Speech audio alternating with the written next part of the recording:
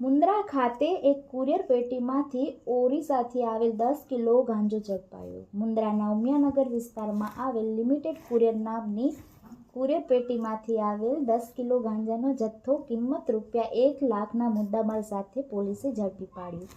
આ અંગેની વિગતો આપતા ડીવાયએસપી શ્રી ક્રિશ્ચનને આપેલ માહિતી પ્રમાણે એએસટી અને બોર્ડર રેન્જ મળેલી હકીકતને આધારે ઓરિસ્સાથી મુન્દ્રા ખાતે ડિલિવરી લિમિટેડ નામની કુરિયર એજન્સીમાં ગાંજાનો જથ્થો આવેલ છે તેવી હકીકત મળી આવ્યા બાદ આ અંગે પશ્ચિમ કચ્છ જિલ્લા પોલીસની લોકલ ક્રાઇમ બ્રાન્ચ દ્વારા તપાસ હાથ ધરાઈ હતી, જેમાં ઓરિસ્સાથી એક પાર્સલ આવેલું તે પડી રહેલું હતું, જેની તલાશી લેવાતા તેમાંથી ₹1 લાખની કિંમતનું 10 કિલો ગાંજો મળી આવ્યો હતો।